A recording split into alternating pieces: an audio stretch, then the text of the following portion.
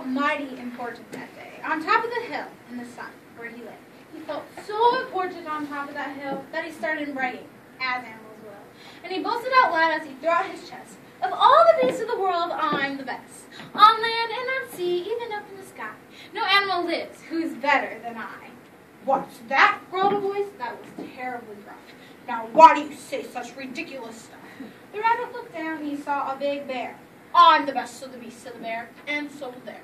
You're not, snapped the rabbit. I'm better than you. Pooh, said the bear. Again I say pooh. You talk mighty big, Mr. Rabbit, that's true, but how can you prove it? Just what can you do? Thought the rabbit. Now what can I do? He thought, then he finally said, Mr. Bear, do you see these two ears on my head? My ears are so keen and so sharp and so fine, no ears in the world can hear further than mine. The bear grunted as he looked at each ear. You say they are good, said the bear with a sneer, but how can you prove just how far they can hear? I'll prove, said the rabbit, my ears are the best. Just sit there and watch me. I'll prove it by test. And he stiffened his ears so they both stood up high and pointed straight up at the blue of the sky. And he stretched his ears open as wide as he could. Shh! I'm listening, he said as he stood. He listened so hard that he started to sweat, and both the fur on his ears and his forehead got wet. For 7 long minutes he stood.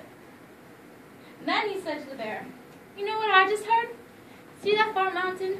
It's 90 miles off. There's a fly on that mountain. I just heard him cough. Now the cough of a fly, sir, is quite hard to hear when he's 90 miles off. But I heard him quite clear. So you see, the rabbit boasted, it's perfectly true. My ears are the best, so I'm better than you. The bear, for a moment, just sulked as he sat, for he knew his ears couldn't hear things like that. This rabbit, he thought, made a fool out of me. Now I've got to prove that I'm better than he. So he said to the rabbit, you hear pretty well. You hear 90 miles, but how far can you smell? I'm the best of all smellers, said the bear. See my nose? This nose on my face is the finest that grows. My nose can smell anything, both far and near. With this nose, I can smell twice as far as you can hear. You can't, snapped the rabbit. I can, growled the bear. And he stuck his big nose way up high in the air. He wiggled that nose as he sniffed, and he snuffed. He waggled that nose as he whiffed, and he whuffed.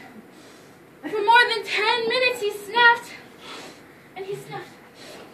Then he said to the rabbit, I've heard far enough. All right, said the rabbit. Come now and tell. Exactly how far is that smell that you smell? Oh, I'm smelling a very far smell, said the bear, way past that fly on the mountain out there. I'm smelling past many great mountains beyond 600 miles to the edge of a pond. And way out there by that pond, you can't see. It's a very small farm. On that farm is a tree. On that tree is a branch. On that branch is a nest.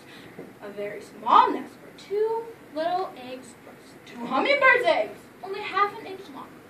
But my nose, said the bear, is so wonderfully strong. My nose is so good that it smells without fail. The one on the left is a little bit stale. And that is a thing no rabbit can do. So you see, the bear boasted, I'm better than you. My nose is so keen that it cannot be beat. What's that? called a voice way down by his feet. The bear and the rabbit looked down at the sound and saw a little old worm crawling out of the ground. Now, boys, said the worm, you've been bragging a lot. You think you're great, but I think you're not. You're not half as good as a fellow like me. You can hear and you can smell, but how far can you see? Now, I'm here to prove to you big boasting guys that your ears and your nose aren't as good as my eyes. And the little old worm cocked his head to one side, and he opened his eyes, and he opened them wide. They looked far away with a strange sort of stare, as if they were burning through holes in the air. The eyes of that worm almost fell from his head. He stared for half an hour till his eyelids got red. That's enough, growled the bear. Tell the rabbit and me, how far did you look and just what did you see? Now, boys, said the worm, that look that I took was a look that looked further than you'll ever look. I looked across the ocean way out to Japan, for I can see further than anyone can. There's no one on earth whose eyesight is finer. I looked across Japan, I looked across China, I looked across Egypt, and took a quick glance across the 2 countries of Holland and France, and I looked across England and also Brazil. But I didn't stop there, I looked much further still. And I kept right on looking until I looked round the world and right back to this hill. And I saw on this hill, since my eyesight is so keen, the two biggest fools that have ever been seen. And these fools that I saw were none other than you, who seem to have nothing else better to do than to sit here and argue who's better than who. And the little old worm gave his head a quick jerk, and he dived in his hole and went back to his work.